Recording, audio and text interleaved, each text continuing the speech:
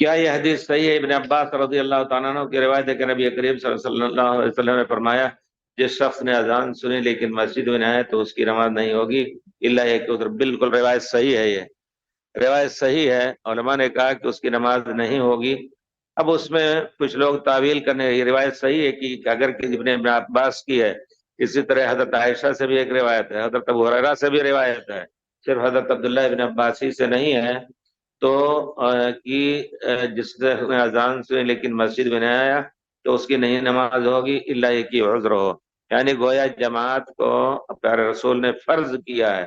اور آپ جانتے ہیں جماعت کی تاکید میں پیارے رسول نے کہا کہ کچھ لوگوں کو دیکھ رہا ہوں کہ جماعت میں نہیں آ رہے ہیں، مجھے خیال آیا کہ کسی کو کہہ دو نماز پڑھائے، اور میں ایسے لوگوں کے گھروں پہ پاس جاؤں، لکڑی اکٹھا کر کے، جو گھروں میں بیٹھے ہیں جماعت میں نہیں آئے، ان کے گھر میں ان کے دروازے پر آگ لگا دیں۔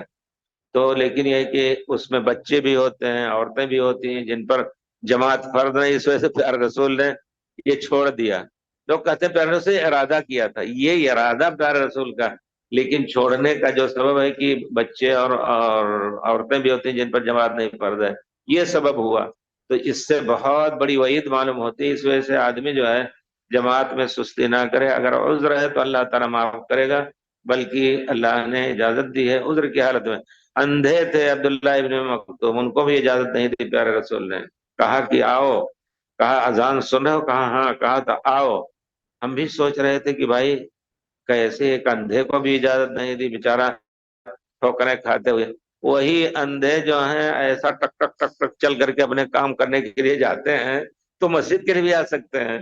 دوسری بات یہ ہے کہ مطلوب سب سے ہے، آپ نے اپنے گھر میں اذان سے نہیں نکلے، وہ نکلے، اندھا نکلا کوئی بیچارہ ادھر ادھر بھٹک رہا ہے، آپ کے اوپر واجب ہے پکڑ کر کے مسجد پہنچا دیجئے، اسی طرف جا رہے ہیں پکڑ کر کے اس کو گھر پہنچا دیجئے۔ اس لیے پیارے رسول رحمت للعالمین تھے، بالمؤمنین رؤوف الرحیم، کیوں نہیں اجازت دی؟ یہ سبب ہے کہ ان کو اس میں پریشانی نہیں ہے۔ اور خود اندھے بہت سے ایسے ہوتے ہیں جو اپنی تجارت بھی کرتے ہیں، سبحان اللہ، بہت سے۔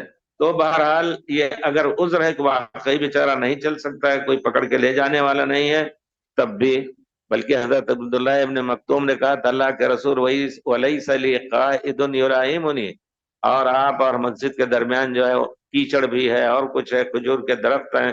پیارے رسول نے کہا اجازت دے دی، پھر کہا آواز سنتے ہو اذان کی؟ کہا ہاں، کہتے ہیں فَأَجِبْ إِذًا، آنا ضروری ہے۔ تو آپ نے کیوں کہا؟ اتنے شفقت اور رحمت والے رسول، لیکن اسی وجہ سے کہ وہ عادت ہے، ان کو آ سکتے ہیں، نہیں تو کوئی بھی آ رہا ہے جماعت کے لیے، سب کو آنا ہے، پکڑ کر کے پہنچا دے گا۔